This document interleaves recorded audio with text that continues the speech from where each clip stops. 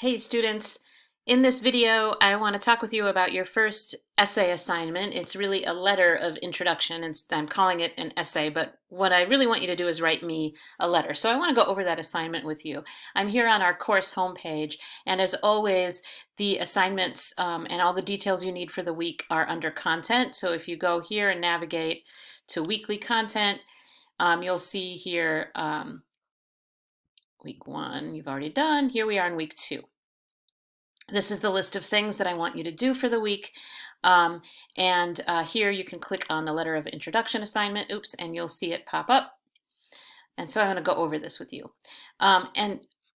So basically in this letter, you're going to be introducing yourself as a writer and as a researcher.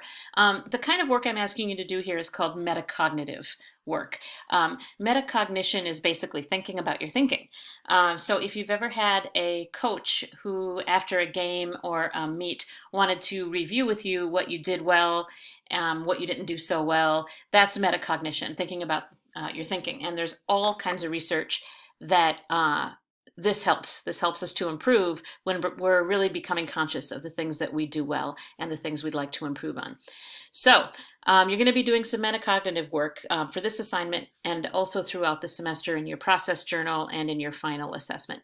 So for this letter of introduction, I want you to tell me 3 things. What kind of writer are you? What kind of researcher are you? And what's a research experience you had in the past, and how did that process go? So let's back up here. What kind of writer are you? What do you do well? What do you think your strengths are? Also, what do you struggle with? What's difficult for you? What are your biggest challenges? Same questions as a researcher. What do you like about researching? What frustrates you about researching? Now with these 2 categories, what kind of writer and what kind of researcher are you, it's only helpful if you're honest, right? So all good writers, all experienced writers are well aware of what their weaknesses and challenges are. So it's definitely okay to talk about those. That doesn't make you a bad writer to be able to acknowledge your strengths. That makes you an experienced, mature writer to know what your challenges are. And also, you don't have to be shy about telling me what you're good at. Okay? So those are the first 2 things I want you to tell me. In your later in your letter, somewhere in your letter, I want you to also tell me about a recent research experience.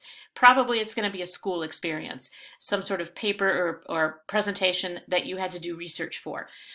If you can't think of a school research project, you can tell me about a personal one.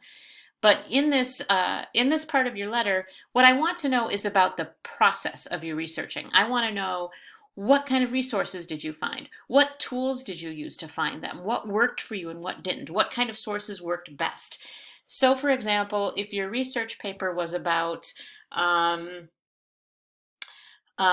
school police officers, I don't want you to tell me everything that you learned. Instead, I want to know, where did you start looking for sources? Did you use Google? Did you use the library databases?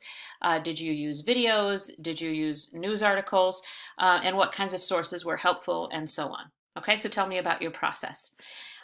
Those are the 3 required things that I want you to talk about. You can also tell me anything else you think is relevant as a student, okay, as a researcher.